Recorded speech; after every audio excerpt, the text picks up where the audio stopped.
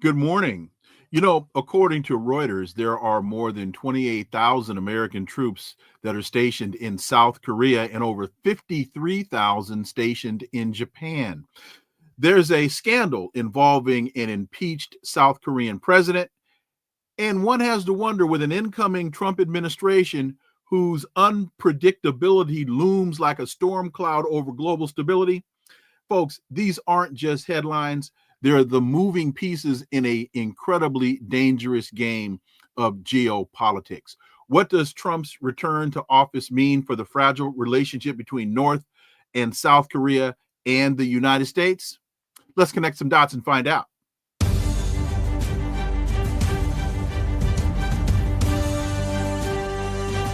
Connecting the Dots with Dr. Wilmer Leon, where the analysis of politics, culture, and history converge. Welcome to the Connecting the Dots podcast with Dr. Wilmer Leon, and I am Wilmer Leon. Here's the point.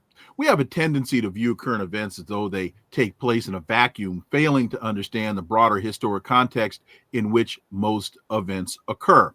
During each episode, my guests and I have probing, provocative, and in-depth discussions that connect the dots between these events and the broader historic context in which they take place, thus enabling you to better understand and analyze the events that are impacting the global village in which we live.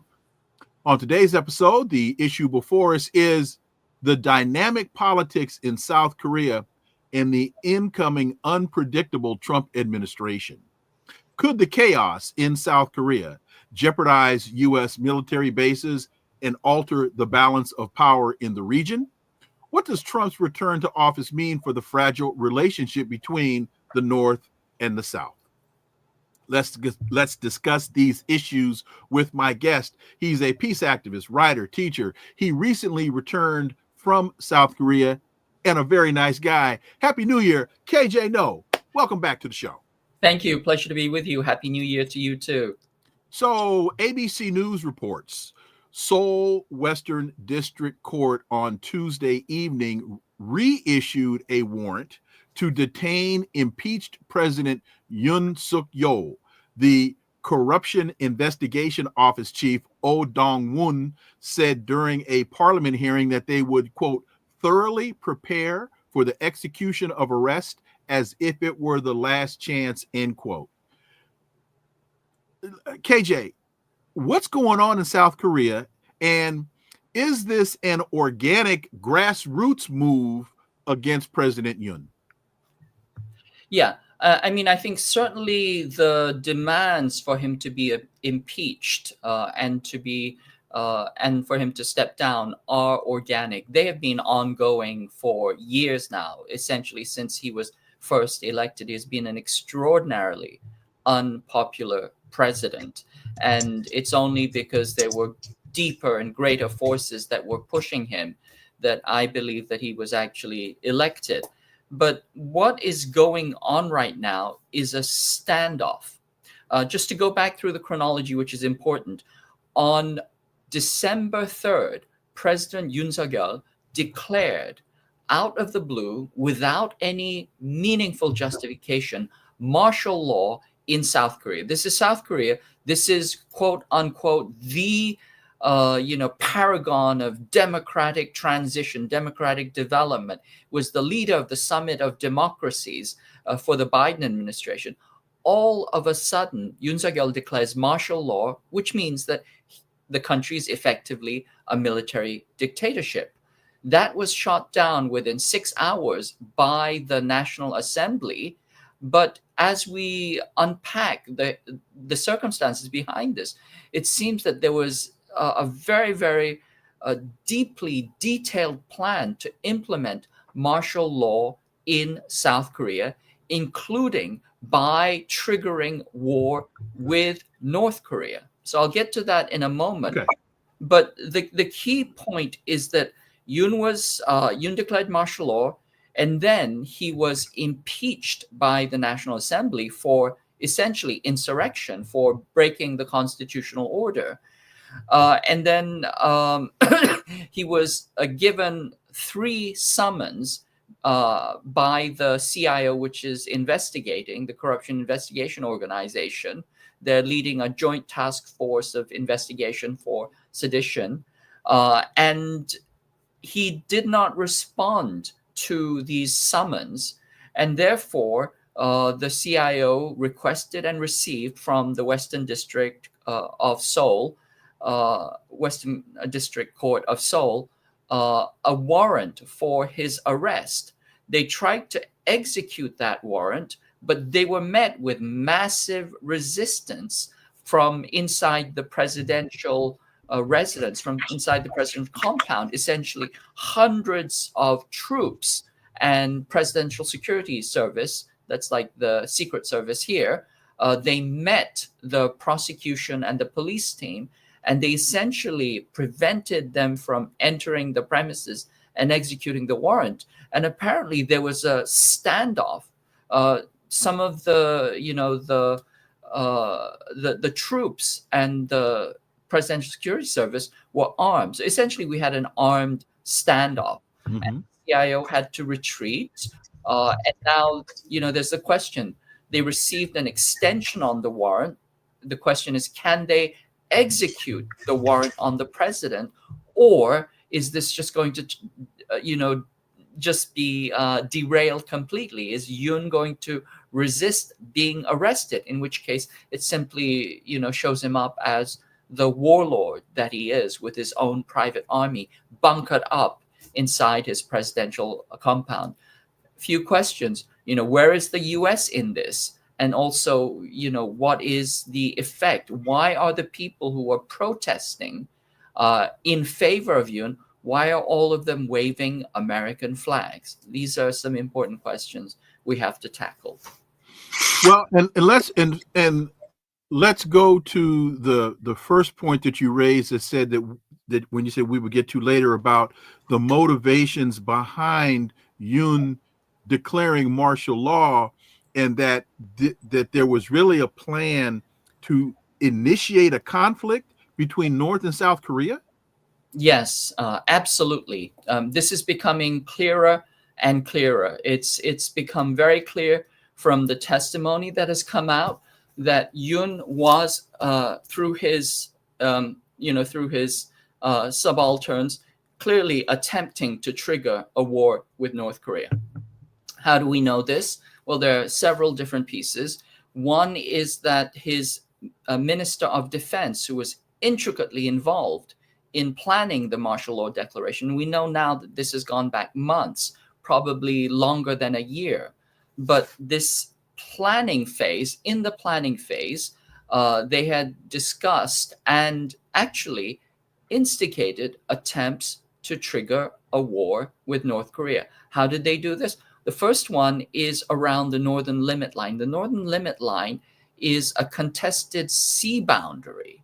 And No Sang-won, one of the conspirators or co-conspirators, wrote in his notebooks, we will trigger, a North Korean attack on South Korea by firing into the Northern Limit Line. In other words, firing into contested territory.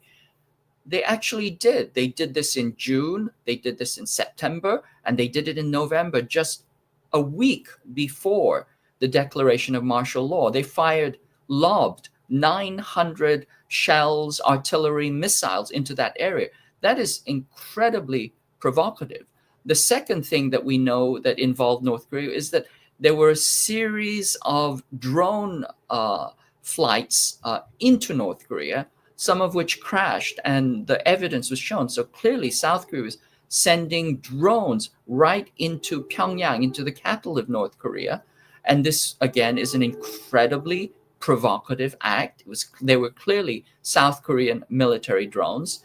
And then the third thing comes from, again, the defense minister's, testimony against him, is that apparently the defense minister had given orders to fire directly into North Korea if the North Koreans launched, quote unquote, these trash balloons. This is a kind of back and forth propaganda. But he was giving orders or trying to get the South Korean military to fire directly into North Korea. And all of this comes in the context of, hundreds of days, 250 days of military exercises, rehearsing for war with North Korea, with the United States. And then here's the last piece, is that in the testimony in the National Assembly, this is sworn testimony, Kim Jun claimed, Kim Jun is a media personality, he claimed that there was a plan to kidnap the National Assembly leaders, to have them killed, and then to blame it on North Korea, a false flag attack, but to blame North Korean assassins on it when they were actually South Korean special forces that had committed this. And he said, as part of this, that the South Korean government would suddenly discover North Korean uniforms that had been buried and hidden. Well, it turns out that in July of this year, the Defense Counterintelligence Command, which is one of the key conspirators, it's actually the center of the conspiracy, the Defense Counterintelligence Command ordered 170 North Korean uniforms for 30 million won. And then they were delivered on December 6th. And so this shows that, there was just such this intricate planning for a false attack and for provocations across the DMZ that would trigger a North Korean attack. And all of this was supposed to be rolled in as the justification for martial law. Now, the question that has to be asked is, if North Korea attacks, if martial law is declared, and if South Korea goes into a martial law situation under, quote unquote, the pretext of war with North Korea, you have to ask who benefits geostrategically and militarily. And the answer to that is the United States, because the moment war happens on the Korean Peninsula, the United States takes operational control over South Korea's military. That's 500,000 troops, their bases, their weapons, plus potentially 3.1 million reserve troops.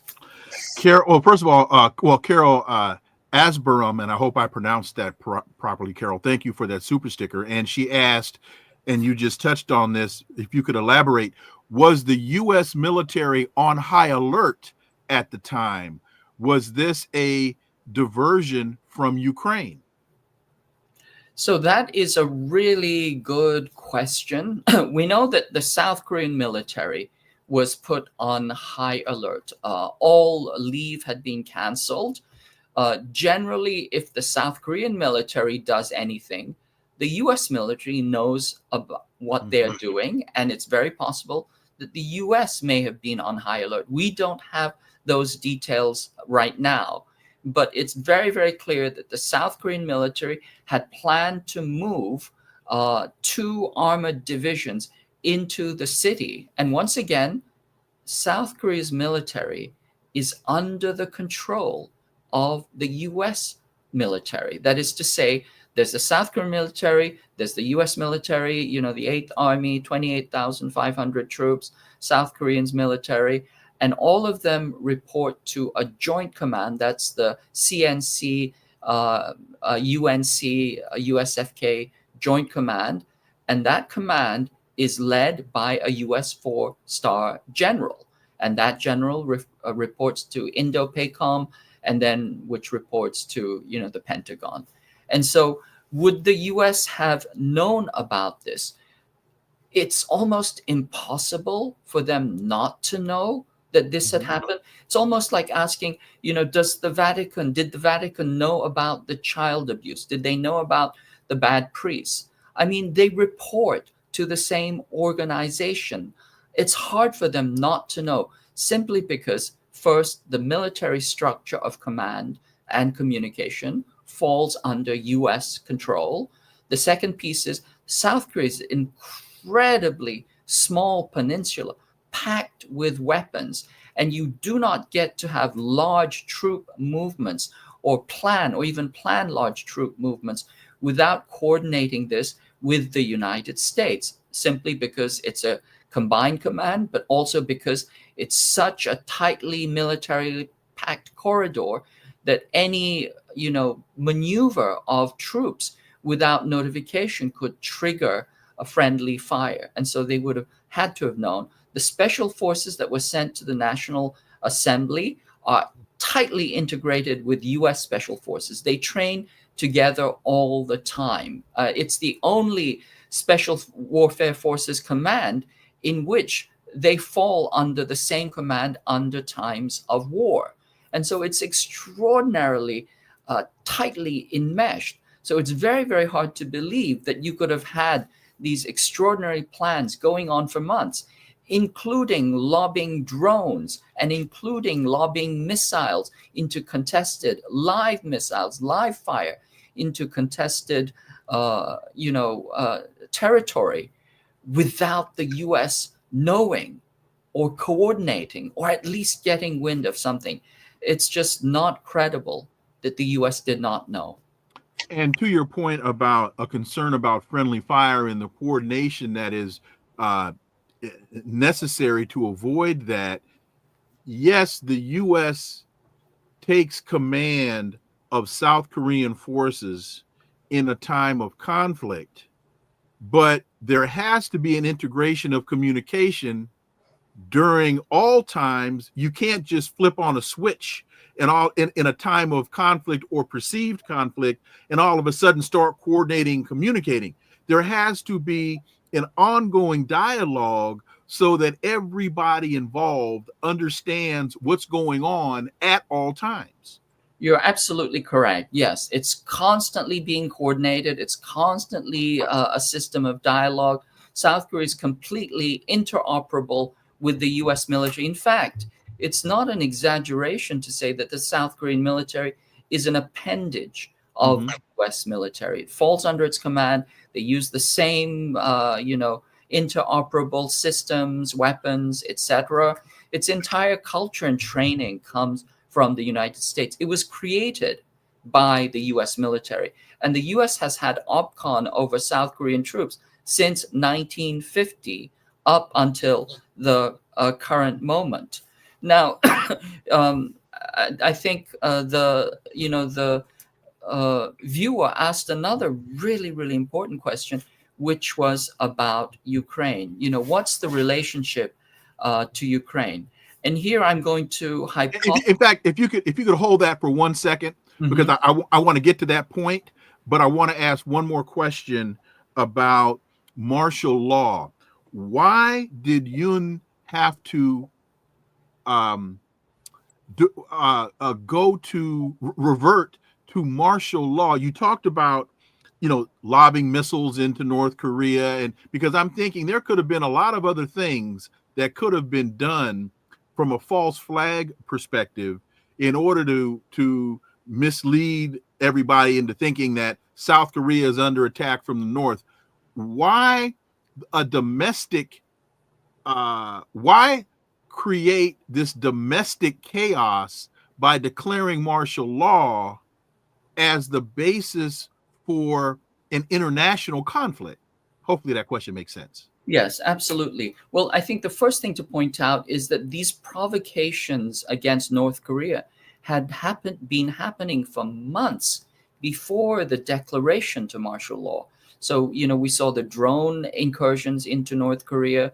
We saw the firing into the northern limit line that happened in June, September, and November. So this was already pretty advanced. And then Yoon had given directives to South Korean frontline troops along the DMZ, fire first and ask questions later, essentially saying, go ahead, do what you will, I don't care, if there's an incident of firing. So all of this had been prepared long before the martial law.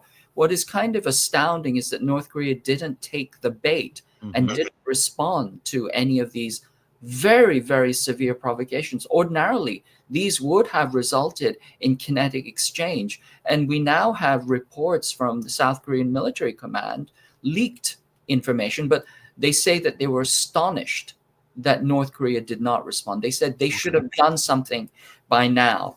But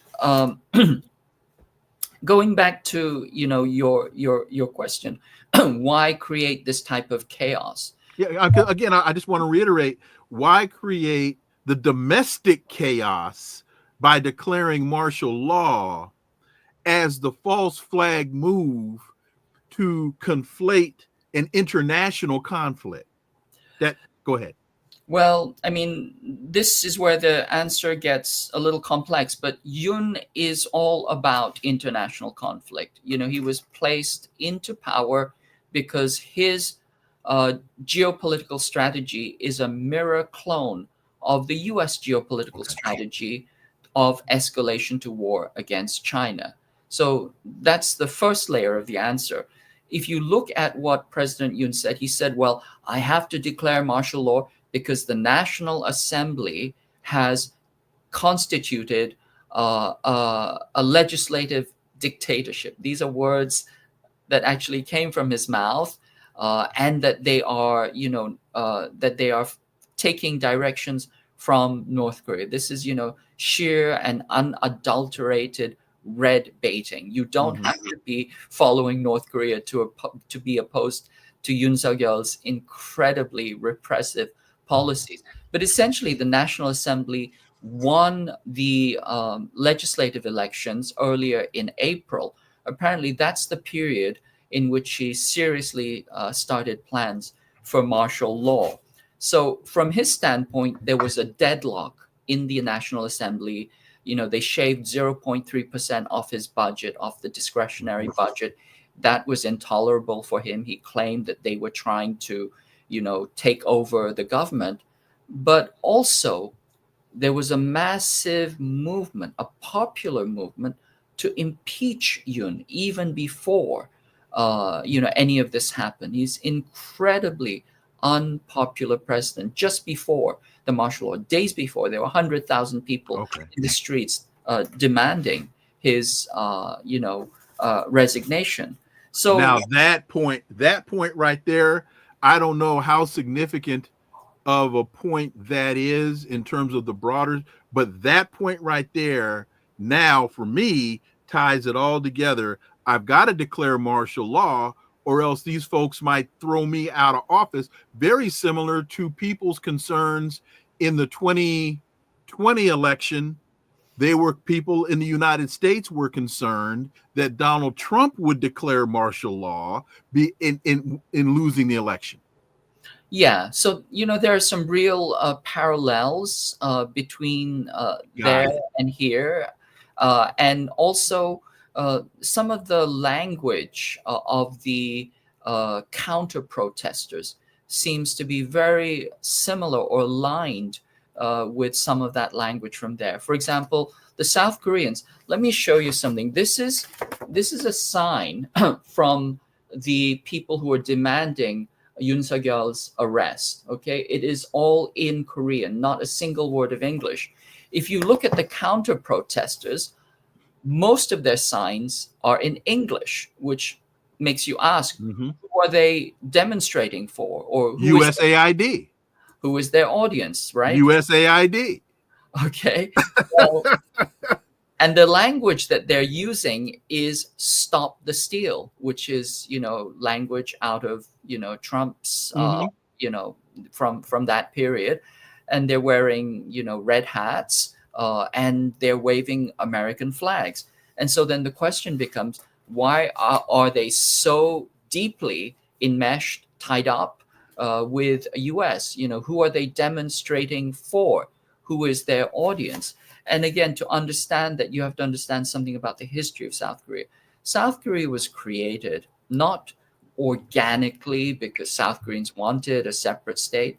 It was created because when the Japanese who had been colonizing South Korea were defeated, the country, which has been unified since, the 7th century, that's 1,300 years, of a unified whole, the Koreans, all the Koreans on the peninsula, declared an independent state called the Korean People's Republic. Now, the People's piece is important because this was an organic, independent state that was constituted out of thousands of worker and peasant and labor collaboratives.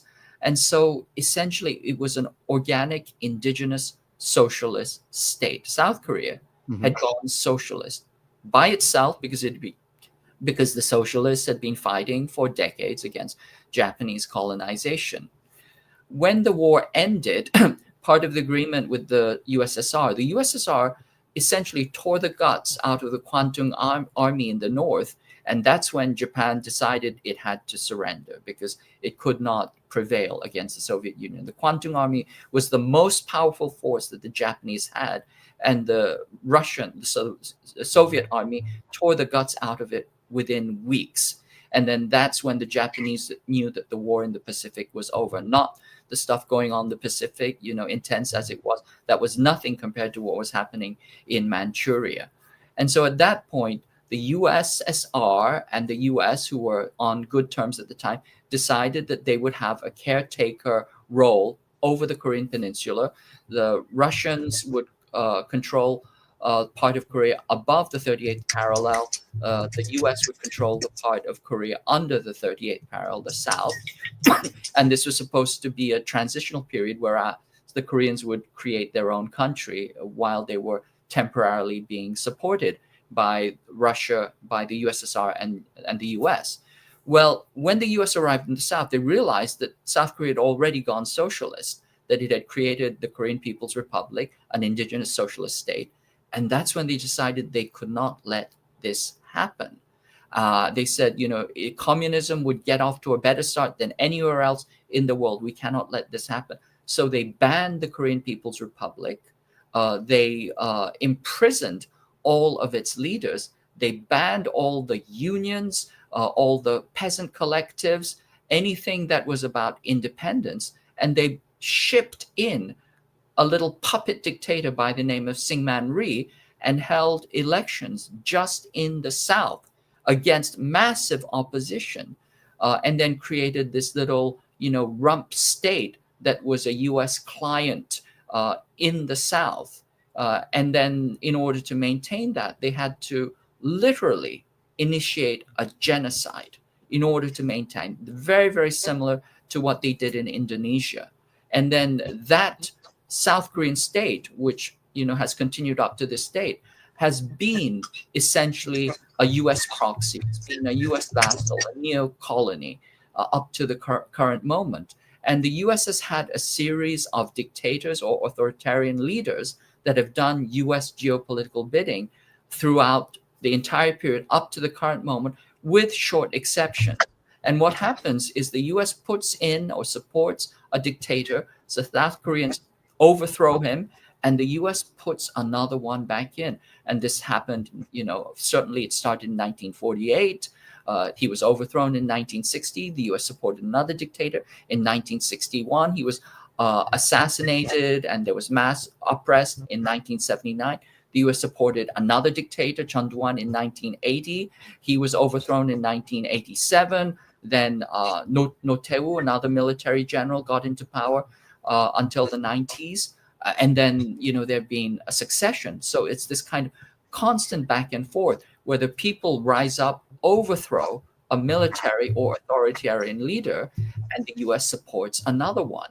And you can tell from what's going on in this dynamic is when Yoon declared martial law. Martial law means the entire country has been now inducted into the military. You do what the generals tell you to do. You are now in the army. You get your marching orders from us.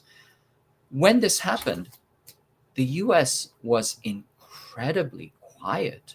No denunciation of martial law in this, model democracy. Just, we are watching things carefully. We are monitoring the situation carefully. There is no daylight between us and South Korea. Our relationship is ironclad, right? Very suspicious.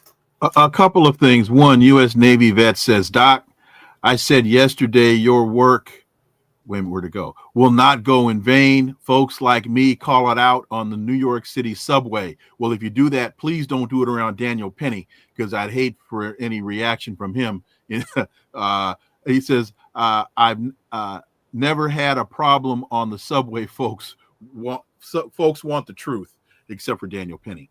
Thank you, Strombo, the Pope of Hope, for your super sticker.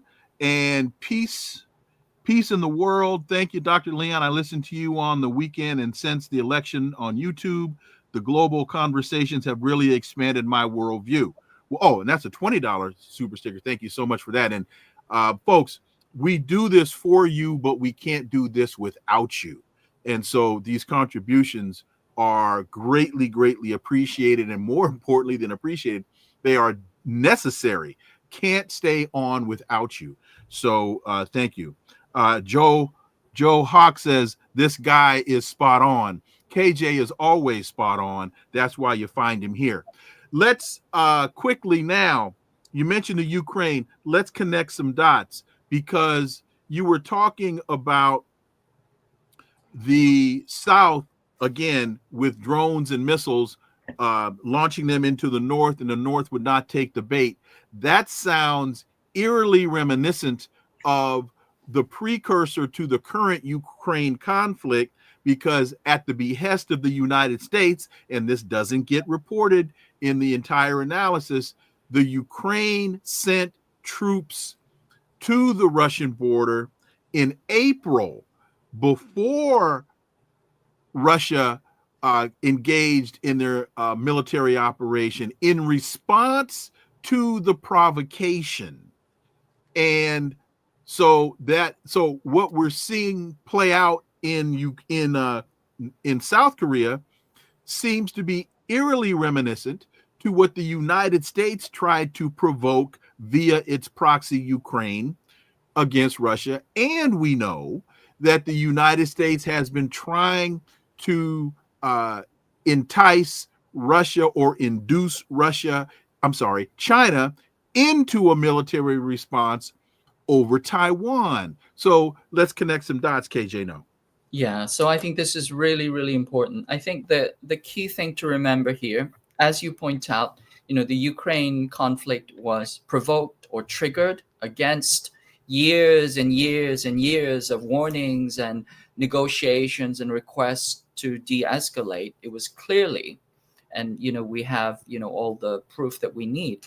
The US did this deliberately because it was trying to inflict a strategic loss on Russia on the way to war with China. The Ukraine war was simply a gambit on the way to essentially, attacking China. And now that gambit seems to have misfired a little bit. Some of the pieces are pinned down, but the question is, how are they going to resolve this? And I think this North Korean piece, actually, the Korean martial law piece, gives us an answer to that gambit.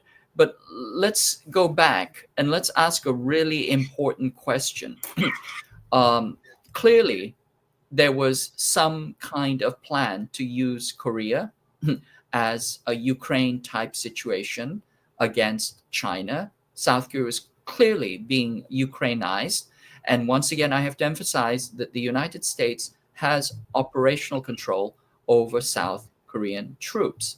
When we say operational control, essentially the US, the moment it declares the magic words DEFCON 3, it gets control over all of South Korea's troops, materiel, weaponry, and bases. That's extraordinary force projection platform, extraordinary force multiplier.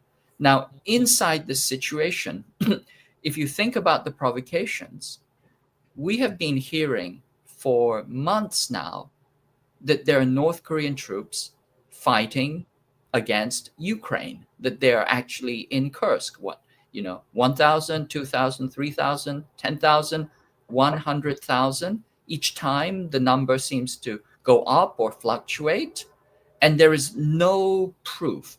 I mean, the proof for this is about as good as proof for, aliens, that somehow the pictures are always blurred and they seem to disappear, and, there's actually no substantive proof, but you're getting this endless cycling of troops, North Korean troops in Kursk. Now, let's think about this and let's connect three separate dots. One is South Korea declares martial law, and there are allegations that there are North Korean troops in fighting against Ukraine. And then here's an earlier little dot that I think is worth considering is the deep state journal 38 North, which is run out of SAIS, which is, a deep state think tank. And they come up with an article by two scholars, Carlin and Hecker, and they say that North Korea is about to attack South Korea. That North Korea, because it has given up on diplomacy, has run out of options and is preparing to start a war with North Korea. How do Carlin and Hecker know? They give no evidence, nothing whatsoever. The only thing they say is North Korea has run out of options, therefore it has to go to war. There's a missing premise somewhere there, right? Either there's missing intel, which they maybe couldn't reveal because it's classified, or the missing premise that I would argue is that the US had plans to provoke or attack North Korea, and therefore North Korea had run out of options and had no choice but to respond kinetically.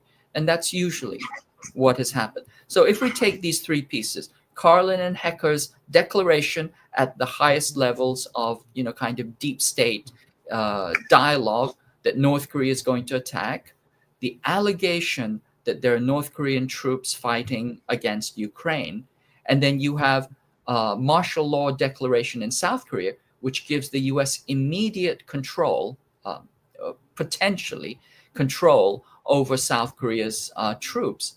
Put those three together, and you can see again who benefits from martial law. That is the U.S. It's the U.S. that benefits geostrategically and militarily. What happens is that if you argue that there is a false flag attack, that there is an attack from North Korea, OPCON falls under the U.S., South Korea is under martial law.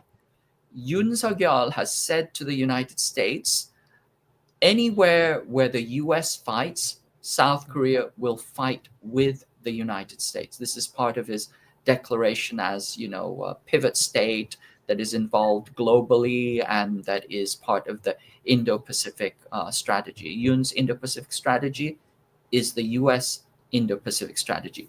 Under those circumstances, what happens is it's possible that South Korean troops could have been sent to Ukraine. Now, you have to understand the history. South Korean troops, not North Korean troops. Correct. South Korean troops sent to Ukraine, and we need to be really clear here. Sent to Ukraine to fight on behalf of whom? On behalf of Ukraine or NATO, United States. Okay. So, here we're running into conjecture. Okay. But I think there's a case to be made. So this is the case that I'm making. Anytime the U.S. has gotten involved in a major war, a losing war, it has brought South Korean troops in to clean up. What's the best example? Vietnam. 340,000 South Korean troops fought in the Vietnam War, especially as the war was drawing to a close and the game was over. 300, South Korean troops outnumbered U.S. troops 2-1 after 1972. Yes, absolutely. I did not know that. Yes, most people don't know that. But essentially, it was a Korean War after 1972. Wow. So that's the first piece. And anywhere else, Afghanistan, etc., South Korea has always participated in U.S. wars, especially the large wars that involve, attritional warfare, etc. Why? Because South Korea, excels in attritional warfare. It's rehearsed. Everybody rehearses trench warfare. Its entire military is NATO compatible, NATO integrated, and it's highly trained in combined arms, maneuver warfare, in particular armored warfare, and it is also extremely trained in cold weather warfare. If you look at all of those four characteristics and the huge, military capacity that South Korea has, if South Korea were to send troops to Ukraine, that would shift the balance of forces completely. Not 10,000 North Korean troops in in Kursk, who don't have interoperability and who don't speak the Russian language. That means absolutely nothing. That is a complete canard. And In fact, if I could, because I say all the time to folks, you have to ask yourself, does the story make sense? And when you add the lack of interoperability element to the canard that North Korean troops are operating with Russian troops in Kursk, it makes no sense, because the North Koreans don't speak Russian. Russians don't speak North Korean. You would have a better interoperability with France and Spain, or France and Mexico, because French and Spanish are closer than Russian and Korean. The story doesn't make sense. And Mark Sloboda made the point on this show a couple of times that because Russia is as large of a landmass as it is, and because Russia as a large landmass has over 100 ethnicities that are incorporated in that landmass, you have people who may look like North Koreans but aren't, fighting on behalf of Russia because they're Russian, not North Korean. KJ. Yeah, Mark is absolutely correct. You have, several groups that are, they look very, very Korean. They would be indistinguishable from Koreans. You have the Yakuts, the Buryats. They're actually Koreans who are Russian. They're Korean communities in Russia. Okay. And then you also have, different Mongols, etc. So there's plenty of East Asian sub-ethnic groups inside Russia that would very easily be fighting in the war, and who, if you were to take fuzzy pictures, you could very easily claim that they're North Koreans. So, we know that is fabricated, but to claim that North Koreans are fighting in Kursk, we have to understand that this is very much a situation, as far as I can tell, where the accusation is a confession, or a potential confession. That is, explain that, please. That it's not North Korean troops that are fighting in Russia or for Russia. It's South Korean troops that would have been brought to fight for the US, for NATO. As I said, there is a long history of this. Mm-hmm. South Korean troops are trained for trench warfare, attritional warfare, joint arms combined warfare, and cold weather warfare. They excel in that. And so your point that the allegation is the confession. There are Koreans, but they're South Koreans fighting on behalf of the United States, not North Koreans fighting on behalf of Russia. Yes, I say certainly potentially South Koreans fighting on the part of the United States, and possibly already South Korean, high-level participation in some sense. Remember, South Korea sent hundreds of thousands of shells to Ukraine. South Korea sent more shells to Ukraine than the entire EU combined.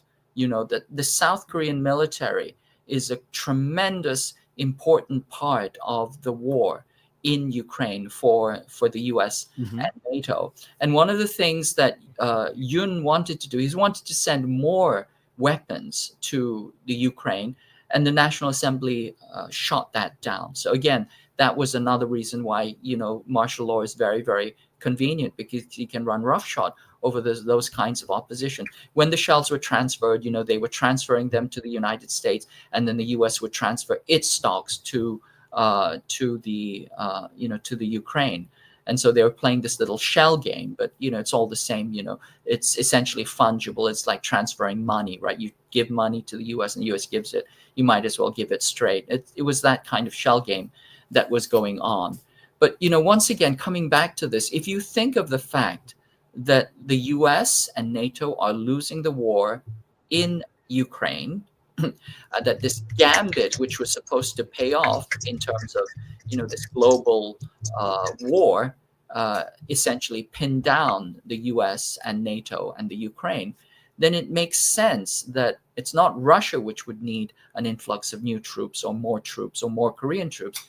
It's the Ukraine and it is NATO that would benefit tremendously from Korean troops who, as I said, have all the prerequisites: cold weather warfare, trench warfare, combined arms warfare with NATO, and attritional warfare. They're all trained for that. And Yoon Yeol, when he declared his Indo-Pacific strategy, said that South Korea would fight anywhere where the US was fighting, that it was kind of a leader in the fight for a global democracy. If that happens, then essentially what we have is several different possibilities happen. One is, again, hypothetical: South Korean troops to be sent to Ukraine to fight, to reinforce the lines. Another piece is that if there is a war on the Korean Peninsula, remember that North Korea has just recently signed a mutual defense treaty with Russia. And so Russia would get this kind of horizontal escalation, just as we saw in Syria, that they would be forced to be engaged in two wars, one in the Eastern Front and one on the Western Front. Sorry, one on the Western Front, one on the Eastern Front along the Korean Peninsula. So there would be this horizontal escalation.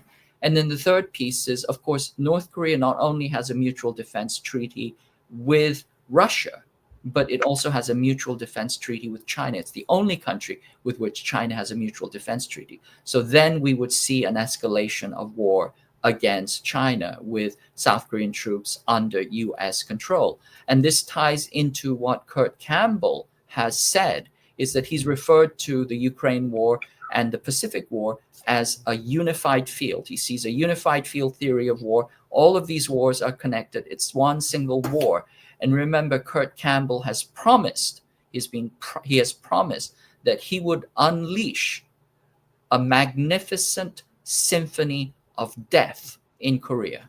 So all of these pieces tie together. And I think it's worth for us to kind of pan out and look at the historical momentum as well as the big picture regarding all of these developments. You've just come back recently from South Korea. You've spent a good bit of time on the ground there. What's your takeaway just from on the ground as you move throughout the country? What's your sense of just how are people feeling right now?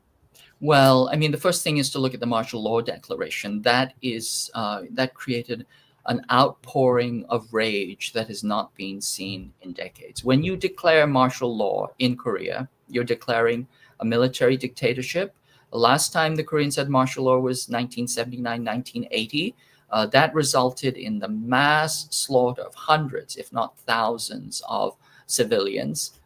We always associate martial law with enforced disappearances, torture, mass graves, mass slaughter, just this incredible apparatus of total oppression. I remember the last time martial law was declared, tanks in the streets, curfews at 6 p.m.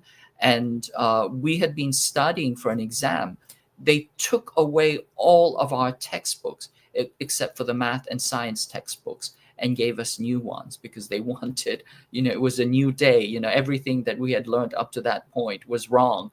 And we had to go into exams with new textbooks, So this is what martial law is. The martial law declaration by Yoon said, no political activity, no assemblies except for religious assemblies, no freedom of press, no media, no freedom of speech, the National Assembly is completely suspended. It would be a complete totalitarian state, which fits in with what the agenda would be if you were trying to weaponize Korea as a second Ukraine against both Russia and against China. And so there's tremendous outrage. Millions of people hit the streets in the middle of winter in freezing cold weather. And they were demanding, the resignation and the impeachment of Yoon. That momentum was derailed a little bit because there was a huge air catastrophe. This is the Jeju Air at Wuhan Airport. And so people were suddenly caught off guard. They went into, mourning, this largest, civil, aviation disaster in decades. And while, this kind of disorientation was happening, we saw suddenly a huge and rather inorganic rise of counter-protesters demanding that Yoon be kept into power.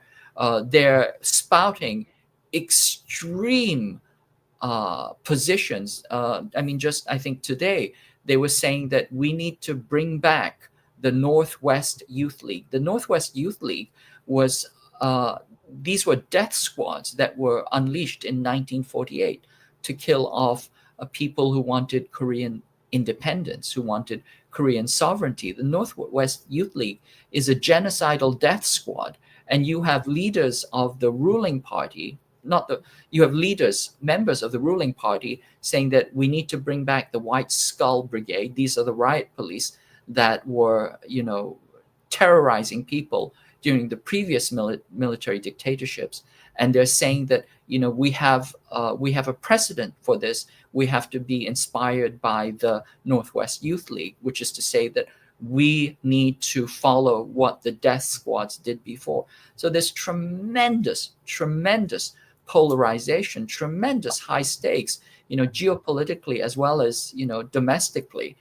And then on the other hand, you have people still protesting outside of Yoon Suk-yeol's residence, protesters and counter-protesters. But, the counter-protesters are incredibly well-dressed and, look very, very, affluent, if you will. And then you have, working class unionists, young people demonstrating every single day. They're out there in the cold, in the freezing weather overnight. They're sleeping overnight on the streets. Well, they're not sleeping, they're just protesting all night. They've been wrapped in these silver thermal blankets, and they call themselves, they compare themselves to human Hershey's kisses. Look like human kisses, because they're wrapped in these like small human triangles. And so they have a sense of humor about it. And also, but this protest is nonstop ongoing.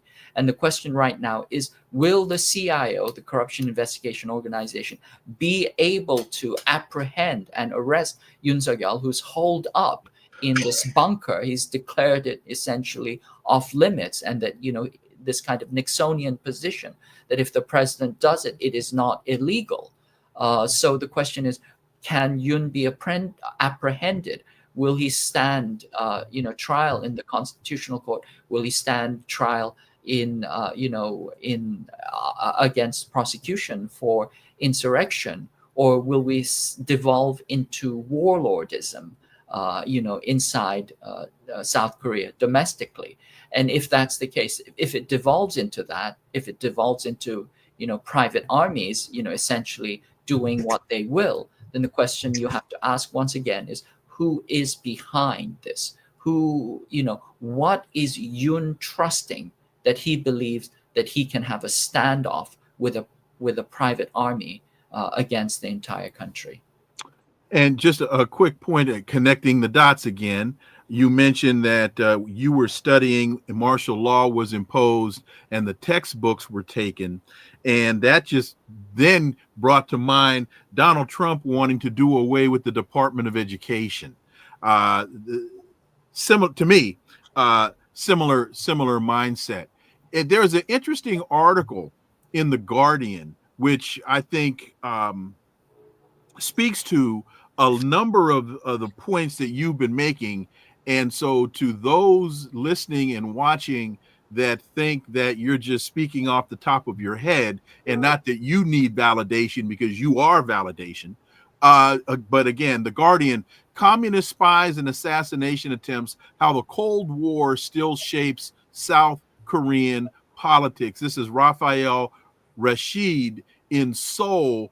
Attitudes in North Korea are key to understanding President Yoon Suk Yeol's attempt to impose martial law and its aftermath. I just found this article to be interesting because it also recites a lot of the history that you've been reciting and makes a lot of the points that you've been making.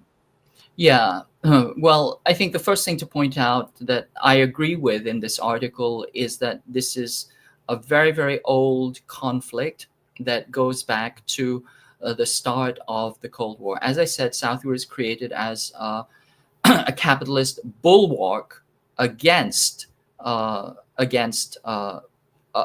socialist Korea.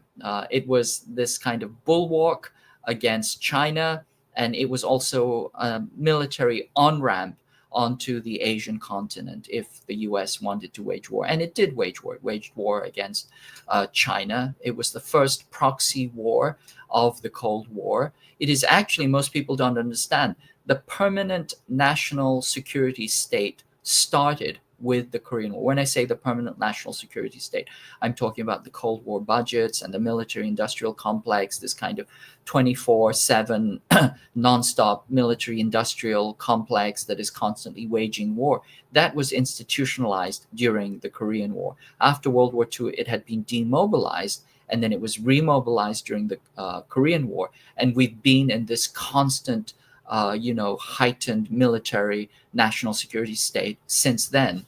So on that level, the US empire, the global US national security state and empire, has its origins proximally in the Korean War. And again, you can see that one of its last battles as the empire is starting to fade away is potentially being fought on the Korean peninsula. That said, and we have to be very, very careful with The Guardian. I believe that, it's our duty to think critically. Mm-hmm. And The Guardian is a very, very mixed batch. Why do I say Mm-hmm. this? I've been reading The Guardian assiduously since 1980 when I was in Korea. I would go to the British Council, and then you'd get these old marked up copies that, the consul and the first secretary and the second secretary had read already, and then you'd get them about a week later and you'd see them marked off with the initials of the various consular staff. But anyway, I would read these Guardian articles, and having read The Guardian for almost 45 years, I can tell you that The Guardian is certainly not what it used to be. Essentially, Mm-hmm. it is an Mm-hmm. appendage of Western propaganda. And so even this article, although it makes some good points, it gives you the surface, and there's considerable omission, and there are also considerable misdirections. For example, it says that this is a uniquely Korean crisis rooted in decades-old ideological battles. I'll agree with the ideological battles. It is not a uniquely Korean crisis. It is actually a global crisis that is simply using Korea to fight out its issues, just as it did in 1950. And as the United States is doing with Ukraine. Exactly. Got to And connect the dots, folks. absolutely. Cherie asks, and now this question I think could be an entire 3-hour conversation, but in 90 seconds to 2 minutes, who divided North Korea and South Korea? Cherie asked the question. Well, it was done by two US colonels. They went into a room with a National Geographic map and a ruler and draw a line through it. This was a line that had no meaning geographically, culturally, politically. But it was done because the United States decided that it needed to control at least half of the peninsula. Remember, it was the Russians that liberated Korea from Japanese colonialism. The Russians could have entirely, liberated the entire peninsula, but because they were trying to have good relations with the US, they agreed to share this, temporary monitoring of Korea.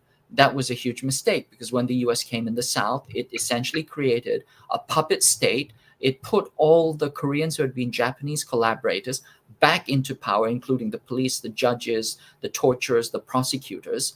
And then all of these people were converted into American collaborators. And that is kind of an unbroken stream that continues up to this moment, including Yoon Yeol, who is, his family is a family of Japanese collaborators, and he himself is a U.S. quisling. A couple of other things that, if you can give us just a little more time, that I found this story to be incredibly humorous and telling. Yahoo News: Taiwan develops hypersonic missile that can travel 6 times the speed of sound. I'm going to read that headline again. Yahoo News: Taiwan develops hypersonic missile that can travel 6 times the speed of sound. Facing threats from China, Taiwan has reportedly developed a new hypersonic missile that can travel speeds at Mach 6. The new hypersonic missile, named Qing Tian, has a range exceeding 1,243 miles and is being mass produced, as per a report by Liberty Time Net. And I don't know anything about Liberty Time Net. As per the report, the hypersonic missile will enter service with the Army in the near future. A couple of things about this story, and then I'll turn it over to you, KJ. Reportedly developed. So the headline says Taiwan develops. The first line in the story is reportedly developed, and it's reported by Liberty Time Net. As per that report, it's going to enter service in the near future. Well, if you have it, if you've developed it and you're mass producing it, why don't you just implement it? And the final point is, the photograph of it is a computer generated photograph. There's no picture of the missile. KJ. Yeah, so we have to take all of these things with a grain of salt. Clearly, I don't think this is a very well sourced article, but it does speak to the fact that Taiwan is being weaponized, it's being militarized, it's being Ukrainized in preparation for war against China. I've always said that, there are 5 vulnerabilities that China has. Think of the Chinese continent as a face. You have the nose. The bridgehead is Korea. The chin, because it goes straight to the heart of China's interest, is Taiwan.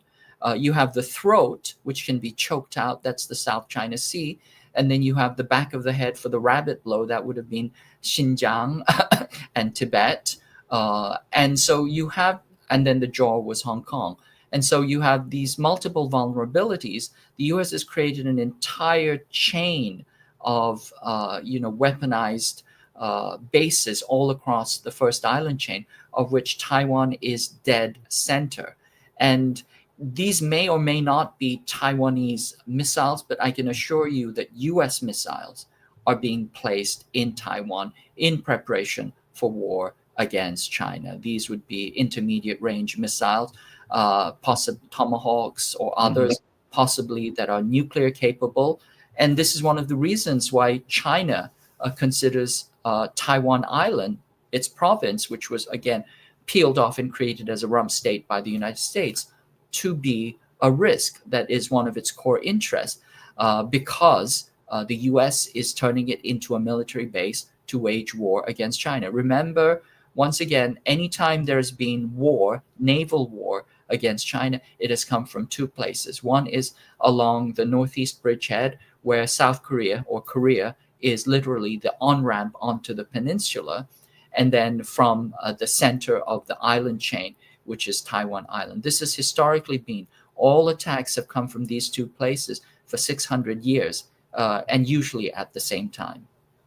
And, to this point about this Yahoo News story, Taiwan has developed hypersonic missiles. I think one of the reasons why it's a headline in Yahoo News is because, by all the accounts that I've read and all the all of the folks that have a true understanding of American missile capabilities, the U.S. does not possess that technology.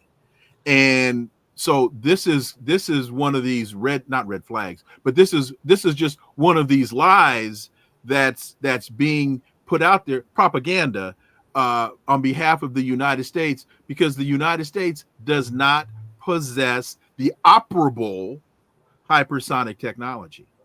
That is my understanding, unless things are being held back, or unless everything is being kept secret. I think they generally tend to demonstrate these things as part of their signaling. But I agree with you, it certainly is a red herring.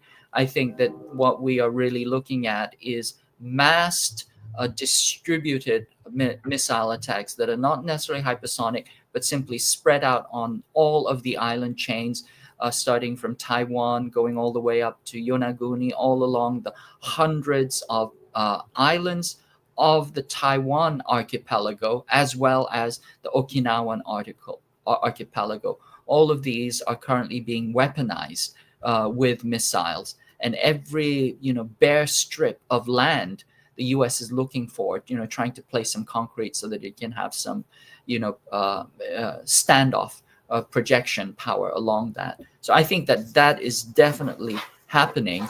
I think the red herring here is claiming that is some kind of indigenous Taiwanese development. What we're really looking at is U.S. militarization of Taiwan, of Okinawa, of the Philippines, of that entire first island, in order to prepare distributed, diffuse, dispersed attacks against China in preparation for war, as well as the kind of massed power that you see in the Korean Peninsula.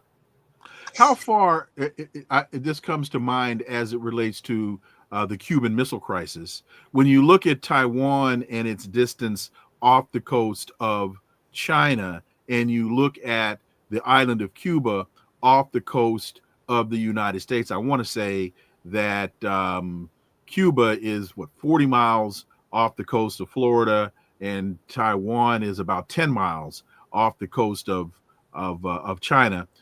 But are there parallels to be drawn here? I think the parallel certainly is one of distance and of threat. My understanding is that Cuba and Taiwan are similar in distance. My estimate is probably about 80 kilometers or so, 80 to 100 kilometers. Mm-hmm. But remember, these are archipelagic states. Taiwan is an archipelagic state. It has hundreds, 130 small islands. Some of them are very, very close to the Chinese continent. In fact, the closest one, Jinmen, is about 3 kilometers. That's like visual distance, sniper distance, swimming distance of the Chinese continent. The US currently has special forces placed on Jinmen Island. This would be as if Cuba, imperfect analogy, but purely from terms of distance, as if Cuba had placed not only missiles, if the USSR had placed not only missiles on Cuba, but if they had placed missiles on Key West. That's how close the United States is up against China. In other words, it's right up against the end zone. They're saying to China, our tripwire against you is so close, you are not even going to get out of the end zone. You're not even going to play the ball onto the court. So this is incredibly belligerent, incredibly aggressive. And the only way that the US can justify this is by asking, how come they put their country so close to our bases?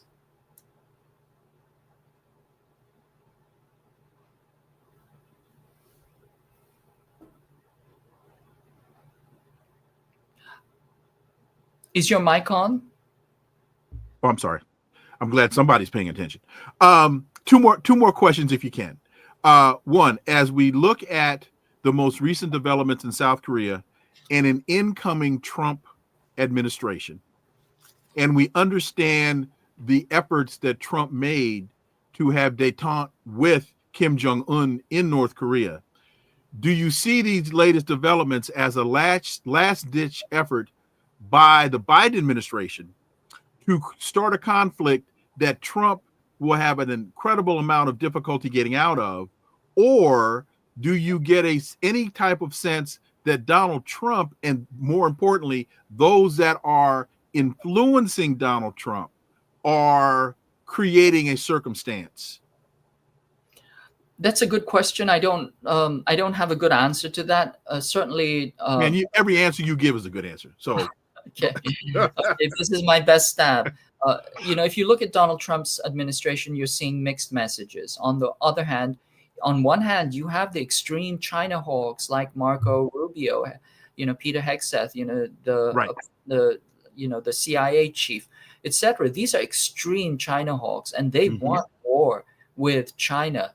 The Undersecretary of Policy for Defense, Elbridge Colby, is all about pivoting away from Ukraine, pivoting to China. This is his strategy of that book. So anyway, there is tremendous momentum for war with China, and we have to understand that there is a kind of neocon continuity. Even during Trump's first administration, he did have a lot of neocons like John Bolton, who railed his own project on North Korea, as far as we can tell. So it's an interesting situation. On the one hand, we can see that Trump has, as far as we can tell, as far as I can tell, he has neo-mercantilist tendencies. That is, if he competes with China, it will be in the economic front with tariffs and sanctions, etc. Although neo-mercantilism can lead to war as well. On the other hand, the neocons under Biden, especially the 18 top officials that came out of the Center for New American Security, I'm talking about, the Jacob Sullivan, the Kurt Campbell, etc. That entire crew, they are just unreconstituted China hawks. They just wanted to take the war to China, and Ukraine was a gambit which they got stuck with because of the Nuland faction.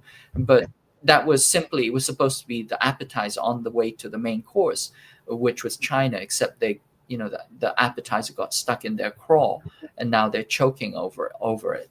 So what will Donald Trump do, and is what is happening right now attempt to enmesh Trump in multiple wars so that he cannot pivot to a neo-mercantile orientation? I think that is very, very possible. I think none of us know, including the Biden administration, what Trump will actually do, other than that he is potentially unpredictable. And because of that, they want to double down on their bets and make sure that all this war escalation that they have done is institutionalized and cannot be undone and cannot be reversed. And so certainly in the case of Korea, that's what they're trying to do. They're trying to quote unquote institutionalize it. One of the things that one of the reasons for Yoon's tremendous unpopularity was he created this thing called JACUS, Japan, Korea, US alliance, the military alliance. It's unthinkable for South Korea to have a military alliance with Japan, its former colonizer, its unrepentant former colonizer. But this is what the US institutionalized through the auspices of Yoon Suk-yeol. No other president could have done it before him. Nobody was successful. And so when Yoon loses legitimacy and looks like he's going to lose power, the U.S. has been getting very, very nervous about this. This is why they say Blinken, and why they sent Campbell there. They want to institutionalize it. They do not want that undone, because you need Japan, which has the Navy, South Korea, which has the military, and the U.S., which leads from behind to wage war against China in the Northeast Pacific. That's why they've literally calendared dates, 2025, 2027, somewhere in that range. They want this war with China, and South Korea is so important, they cannot break that alliance. So that's what they're trying to keep ongoing. And you can see, or you can understand, some of these extraordinary measures that are happening all around the world that are, just kind of where the mask is falling off as part of the Biden administration to institutionalize its push for war. I think that's fair to say. And I think that, they have their own doubts about Trump. And Shelley H., thank you for that super sticker. Carol, thank you for yours as well. Final point, if just really briefly, have you been paying any attention to these stories about Zuckerberg and Facebook no longer fact checking. Have you been paying attention to that? I've just seen briefly, but when did Facebook ever do any fact Think check? that's my point, is that people need to understand the story that Zuckerberg is telling about we're no longer going to fact check is a lie, because the premise of the story that they ever did fact check is a lie. They didn't fact check. What they did was they stifled any counter narrative evidence that was put on Facebook. So, for example, I'm wearing a Free Palestine sweatshirt. If I were to post an op-ed about genocide in Gaza, that story would be removed from Facebook. I would be deplatformed.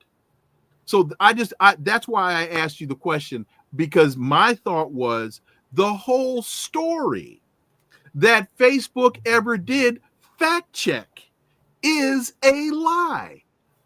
Well, I mean, Facebook has been an ideological surveillance project from the get-go. It's essentially a system of surveillance and censorship, ostensibly masquerading as a social media organization. It has its genesis in Mark Zuckerberg's weird, perverted, attempt to harass women electronically, through, when he was an undergraduate. And then it kind of exploded into the national security project. And as you point out, it's exactly about stifling and controlling narratives. It is deeply, deeply embedded in the national security structure. For example, in a way that TikTok is not. That's why TikTok is being forced to, be banned and sold, where Facebook is not. And of course, you can see the ideological trends very, very clearly. If it's anything that challenges empire, if it's anything that challenges national security discourse, that is immediately subject to ban, all kinds of censorship. And so in that context, it makes perfect sense. And this is more misdirection, misrepresentation. Somehow Mark Zuckerberg is now, doing something new. No, this has been the genesis of Facebook, as it is for most of the US, social media platforms. Because you mentioned TikTok, and I have been saying a couple of things about that story. One, the reason they're attacking TikTok is because TikTok is the only social media platform in the West that the U.S. can't control, because it's owned by ByteDance, which is outside of U.S. control. And so, unlike Facebook, unlike Twitter, they can't pressure ByteDance to follow the narrative, because ByteDance is owned by entities outside the United States. Steve Mnuchin wants to buy TikTok, which is why one of the reasons why there's so much pressure on this. And the other point is, I believe this is true, and please tell me if you know anything to the contrary, that this story that China has access to the TikTok US database isn't accurate, because the TikTok database is stored on Oracle servers, and so China would have to go through Oracle to get access to that data. Any information on that you might have, KJ Noh?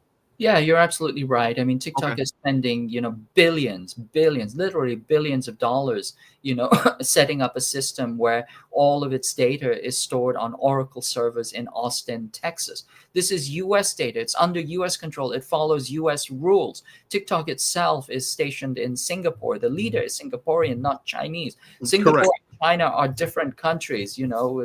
We have to, give some geography classes in Congress. But also, TikTok. Wait. That was so funny. That hearing, Senator, I am Singaporean. I am Singaporean. I am not Chinese. Well, what about your wife? She's anyway. Go on and on and on. Right. It was just one of the most absurd hearings, in the history of Congress. But TikTok is already, as I said, its servers are in Austin. It's 60% owned by US or US Japanese investors already. But they want 100% control. 60% is not enough. They want 100% control. And irony of ironies, Steve Mnuchin, who was through CVS under the previous administration, was one of the people who wanted to sanction TikTok, now wants to buy it.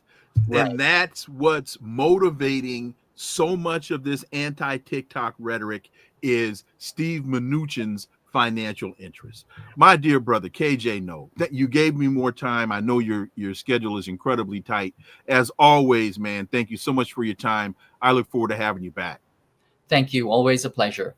Thanks, folks. Thank you all so much for listening to the Connecting the Dots podcast with me, Dr. Wilmer Leon. Stay tuned for new episodes every day. We got a new one coming up for you, actually, next week. Also, please follow and subscribe, leave a review, share the show. Follow us on social media. You'll find all the links below in the show description. This is where the analysis of politics, culture, and history converge, because talk without analysis is just chatter, and we don't chatter here on Connecting the Dots. Have a great weekend. See y'all next week. Until then, I am Dr. Wilmer Leon. Peace. I'm out.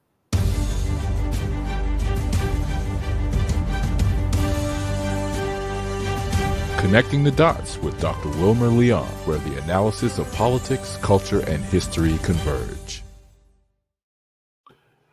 KJ, thank